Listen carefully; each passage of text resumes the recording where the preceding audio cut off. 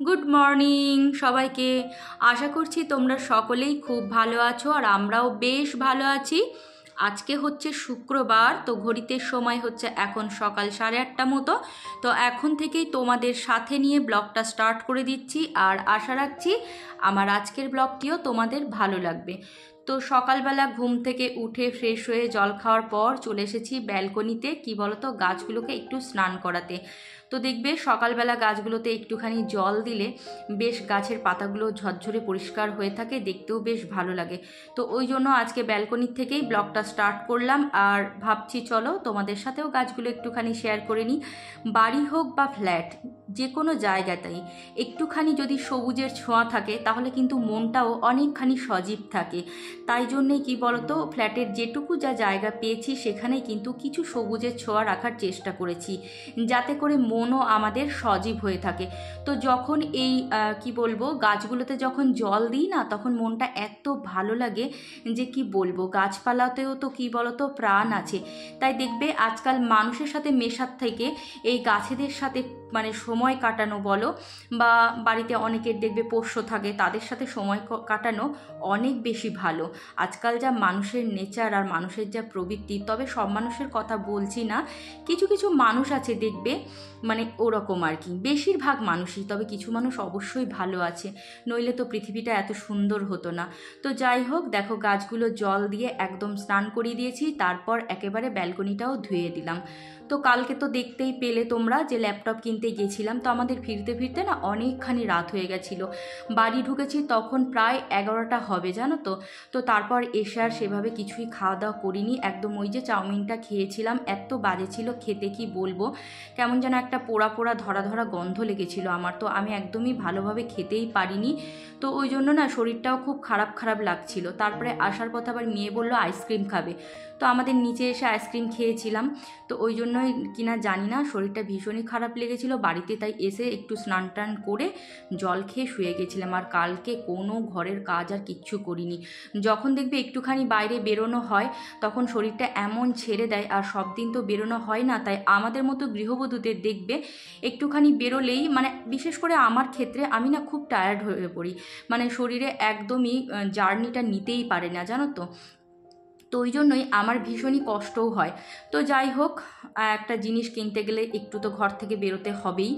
তো এখন দেখো এই যে রুমটা, মেয়েদের রুমটা পরিষ্কার করতে চলে এসেছি, আর অলরেডি কিন্তু আমার পরিষ্কার করা হয়েও গেছে।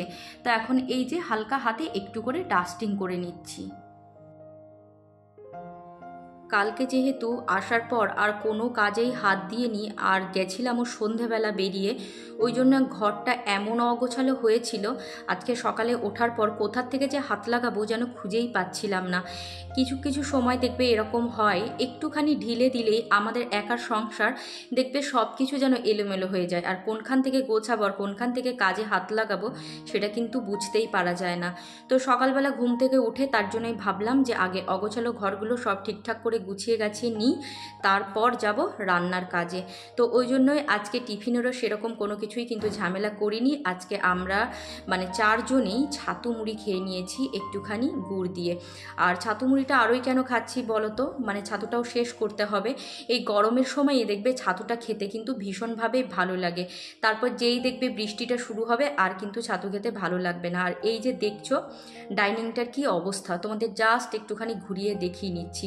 মানে কালকে আর এসে যেখানে যা কিছু ফেলে রেখেছি সেখানে সেটাই পড়েছিল, আর কিন্তু একটুকুও গোছগাছ করিনি বা ঘরের কোনো কাজেই হাত দিইনি। হাজব্যান্ড অলরেডি খেয়ে নিয়েছিল, আর ছোটো মেয়েও খেয়ে নিয়েছিল, ফোন করেছিল তখন যখন আমরা রাস্তায় ছিলাম। তো দেরি হচ্ছে দেখে ওদের বললাম তোমরা নিয়ে খেয়ে নাও, বেকার সবাই দেরি করে তো আর লাভ নেই।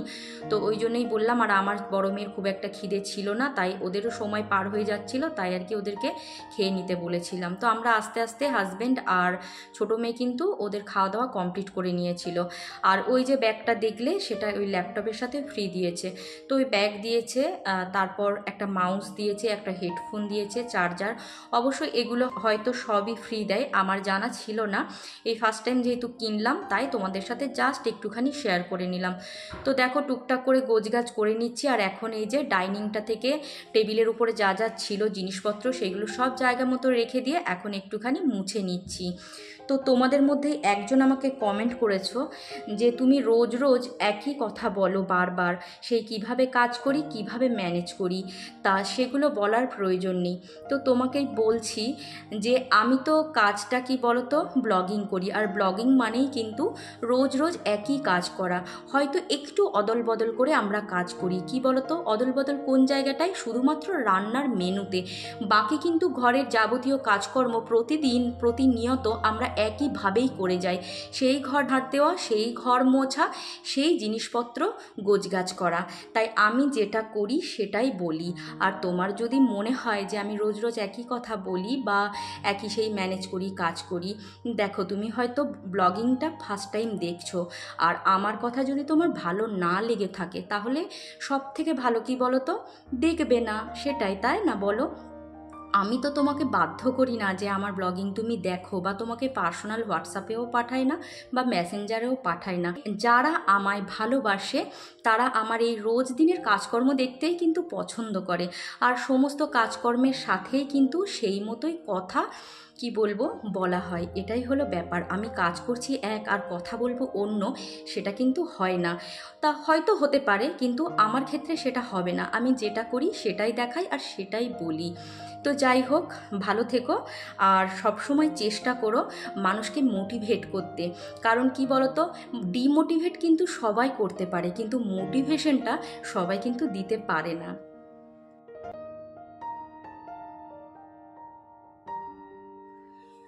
আর আরেকজন আমাকে কমেন্টের মাধ্যমে জানতে চেয়েছো আমি কি ল্যাপটপ নিয়েছি।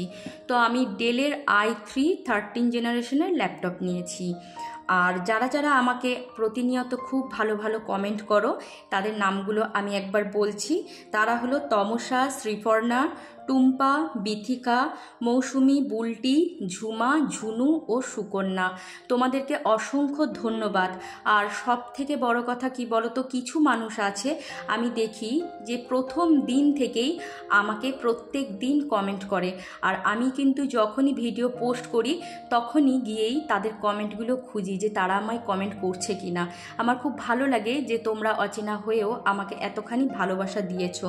তবে দু একজন আমার খুবই চেনা ক্লোজ, তারাও যে আমাকে এতখানি মোটিভেট করে তার জন্য তাদেরকেও জানাই অসংখ্য ধন্যবাদ। তো চলো, তোমাদের সাথে কথা বলতে বলতে দেখো এই রুমের বেডশিটটা আজকে চেঞ্জ করে নিলাম। বালিশের কভার, বেডশিট সব কিছুই আজকে তুলে নিয়েছি, ওগুলো আজকে কাছাকাছি করব। আর ঠিক করেছি আজকে কি বলতো, ব্ল্যাঙ্কেট দুটোও একটুখানি কেচে দেব। তো কদিন ধরেই ভাবছি কাচবো, তো কাচা হয়ে ওঠেনি। তো আজকে ভাবলাম যে বেশ কড়া করে রোদ্দুর উঠেছে, আজকে কেচে নিই। কারণ আবার নাকি শুনছি ঝড় বৃষ্টি শুরু হবে, আর বৃষ্টি পড়লে তখন তো কাচাকাচি না করাই ভালো। ওই জন্য আজকেই ভাবছি কেচেই নেব। তো আজকে একদম ঘর থেকেই শুরু করেছি যে সারা ঘর আগে গোছগাছ করব, তারপর রান্নার কাজে যাব। তো দেখো এক এক করে কিন্তু ঘরগুলো আমি সব গুছিয়ে ফেলেছি। পুরো ঘর গুছিয়ে পরিষ্কার করে ঝকঝকে তকতকে করে যখন একটুখানি বসি আর ঘরের দিকে তাকিয়ে দেখি, তখন যে কি শান্তি লাগে সেটা কিন্তু ভাষায় প্রকাশ করার মতো না। কাজ করতে গিয়ে যে শারীরিক কষ্ট আমাদের হয়, পরিষ্কার ঘর দেখার পর সেটা তখন মানসিক শান্তিতে কিন্তু ট্রান্সফার হয়ে যায়। পরিষ্কার করার পর কি বলতো, মন চায় ঘর যেন এমনই থাকে, যেন কোনো কিছুই আর ব্যবহার না করি, কিন্তু সেটা তো সম্ভব না। আবার অগোছালো হবে, আবার সেই গোছানো। কিন্তু ওই যে বললাম, এই পরিশ্রমটা কিন্তু মানসিক শান্তিতে ট্রান্সফার হয়ে যায়। তাই যে কোনো পরিশ্রম বলো, কষ্ট বলো, তারপরে কিন্তু তার মূল্য বোঝা যায়। যখন দেখবে তুমি কিছু পরিশ্রম করার পর কিছু অ্যাচিভ করেছো, তখনই কিন্তু মনটা সত্যি ভীষণই ভালো লাগে। তো এই যে মানে আজকে ওয়াশিং মেশিনেই কাপড়গুলো কাচবো। কাপড় বলতে ওই দুখানা ব্ল্যাঙ্কেট দিয়েছি আর দুখানা বেডশিট। তো ওই যে নরম বেডশিটগুলো দেখলে, সেগুলো কিন্তু দুপুরবেলা যখন এসি চলে তখন তো আর ব্ল্যাঙ্কেট ঢাকার প্রয়োজন পড়ে না, কারণ ধরো রোদ্দুর থাকে বাইরে, তখন কিন্তু ওই বেডশিটগুলো আমরা একটু ঢাকা নিই। আর রাত্রিবেলা কিন্তু ব্ল্যাঙ্কেট ঢাকা নিই। আর যেটা পাতা ছিল বিছানাতে সেটা কিন্তু আমি হাতে কাচবো। ওটা আর কি বলতো মেশিনে দিলাম না, কারণ দেখবে একটুখানি যেগুলো বিছানায় পাতা থাকে সেগুলো ভালোই একটু নোংরা হয়, সেগুলো যদি মেশিনে দিই তাহলে যেন খুব বেশি পরিষ্কার হয় না।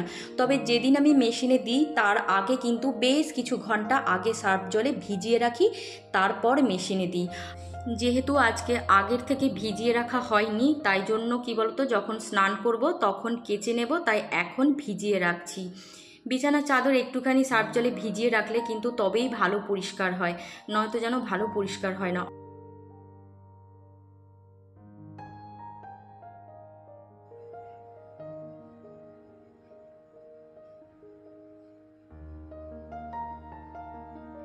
ঘরগুলো সব গুছিয়ে নিয়ে মনে অনেকখানি পজিটিভিটি নিয়ে চলে এসেছি এখন রান্নাঘরে।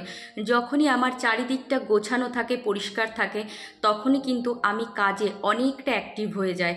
আর যখনই দেখি সব কিছু অগোছালো, তখন কিন্তু মাথা আমার কাজ করে না, জানো তো, মাথা গরম হয়ে যায় আর মেয়েদের উপরেও চেঁচামেচি করতে শুরু করি।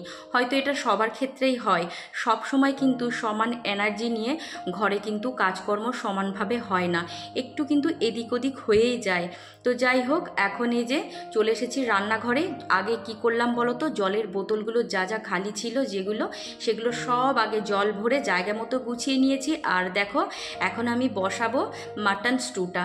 তো কিভাবে করছি সেটাই তোমাদের দেখালাম। একটুখানি পেঁপে কেটে নিয়েছি, গাজর, বিট, বিনস নিয়েছি, আর ওই যে মাটনের পিসগুলোও দিয়ে দিয়েছি, আর দিচ্ছি সাথে কিছুটা সয়াবিন, আর 2 কাপ জল দিয়েছি অবশ্যই। আর সাথে দেব কিছুটা মুসুর ডাল। এই মুসুর ডালটা দিলে না ভীষণ কিন্তু একটা বেশ সেন্ট ছাড়ে। মুসুর ডালে দেখবে খুব সুন্দর একটা গন্ধ আছে নিজস্ব, তো ওই জন্য টেস্টটা কিন্তু অনেকখানি বেড়ে যায়। আর এই যে পরিমাণ মতো নুন দিয়ে নিলাম, আর সাথে দেব একটুখানি গোটা জিরে, আর হচ্ছে গোটা গোলমরিচ, আর একটু বাটার, ব্যাস। আর আজকে কি বলতো, সেদিন প্রথম করেছিলাম, আজকে সেকেন্ডবার করছি, তাই একটুখানি সাহস নিয়ে অল্প একটু হলুদও দিয়েছি। আগের দিন কিন্তু সেটা দিইনি, তো সেদিন হাজব্যান্ড খেয়ে খুব বাহবা দিয়েছিল, তাই আজকে আর কি সাহসটা একটুখানি বেড়ে গেছে। যখন দেখবে কোনো কিছু রান্না করে তুমি প্রশংসা পাবে, তখন কিন্তু সেই কাজটার প্রতি আরও তোমার কি বলবো এফোর্ট দিতে ইচ্ছে করবে। আর এই যে দিয়ে নিলাম আর একটুখানি আদার পেস্ট, ব্যাস। এখন এই প্রেশার কুকারে ঢাকা দিয়ে ওই 6-7টা মতো সিটি মারবো, আঁচ কমিয়ে দিয়ে কিন্তু। তো তারপরেই আমার রেডি হয়ে যাবে মাটন স্টু, যেটা হাজব্যান্ড খেয়ে আজকেও কিন্তু বেশ প্রশংসা কুড়িয়েছি।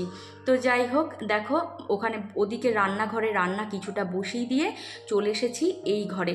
আর এখনও কিন্তু ঠিক করিনি যে কি কি রান্না করব আজকে। তো এই কাজ করতে করতে মাথার মধ্যে কিন্তু চিন্তা চলছে, জানো তো, যে কি কি আজকে মেনু করব, কি রান্না করব। রোজ দিন কিন্তু আমাদের এই এক সমস্যা, মেনু খুঁজে খুঁজে বের করা যে কি করা যায়। একঘেয়েমি রান্না কিন্তু সবার মুখে রোচে না, বুঝতেই পারছো। আজ এই তো কাল ওই, জিভের স্বাদ তো বদল করতেই হবে। সেক্ষেত্রে আমারও অবশ্য একই খাবার খেতে যে ভালো লাগে তা নয়, সবার ক্ষেত্রেই সমান। তো যাই হোক, রান্না বান্না আর তোমাদের সাথে আজকে কিছুই শেয়ার করলাম না, তাহলে ভিডিওটা অনেকখানি বড় হয়ে যাবে। তো দেখো এই যে ছোট রুমটা বাকি ছিল, তো সেটাও একদম গোছগাছ করে কমপ্লিট করে নিয়েছি। আজকে পুরো এফোর্ট কি বলতো ঘর গোছানোর কাজে হাত দিয়েছি। ওই যে বললাম কালকে গেছিলাম, তো ওই জন্যই কাল সন্ধ্যে থেকে যেহেতু আর কোনো কাজে হাত পড়েনি, তাই যে যেখানে যা পেরেছে সেটা সেখানেই থেকে গেছিল। আর আমিও কিন্তু রাত্রিবেলা এসে আর কোনো জায়গায় কোনো কিছু তুলিনি। মাঝে মধ্যে এরকম কিন্তু নিজেদেরকেও একটুখানি ফ্রিতে রাখবে, দেখবে মন মেজাজ ভালো থাকবে। আমরা যখন একটা সংসার করতে করতে একটা বয়সের পর যখন মানে চলে আসি, তখন মাঝে মধ্যে ঘরদোর কিন্তু অগোছালো হলে সব সময় কিন্তু সেগুলো পরিশ্রম করে গোছাতে যাবে না, মাঝে মধ্যে ছেড়ে দেবে ঘরের মতো, নিজের সাথে একটুখানি সময় কাটাবে, নিজে একটু টায়ার্ডনেসগুলোকে কাটাবে, তাহলে দেখবে মনে অনেকখানি মোটিভেশন পাবে আর অনেকখানি অ্যাক্টিভ হবে। তো দেখো ফ্রিজটাও একটু অগোছালো হয়েছিল, অগোছালো বলতে কি বলতো, ওই আর কি মানে জায়গার কোনো ছিঁড়িছটা ছিল না, যেখানে যে যা পারে সেখানে সেই ঢুকিয়ে দিয়েছে, সেটাই একটুখানি গোছগাছ করে নিলাম। আর ওই শুকনো একটা সুতির কাপড় দিয়ে একটুখানি মুছেও নিলাম। তো দেখো ব্ল্যাঙ্কেটগুলো যেহেতু মেশিন চালিয়ে দিয়েছিলাম, এদিকের ওদিকের কাজ করতে করতে মেশিনের কাজ সেরে ফেলেছে। আর আমার রান্নাবান্নাও আজকে কমপ্লিট হয়ে গেছে। এখন মেয়েকে একটুখানি খাইয়ে দিচ্ছি। মেয়ে মাঝে মধ্যেই বায়না করে, মা একটু খাইয়ে দাও। আর আমি কি বলতো, ছোটো মেয়েকেও খাইয়ে দিতে না ভীষণভাবেই ভালোবাসি, কারণ ও ভাতটা একদমই খেতে চায় না। তো যাই হোক, আজকের মতো এখানেই বিদায় নিলাম, দেখা হবে আবার পরের ভিডিওতে, টাটা।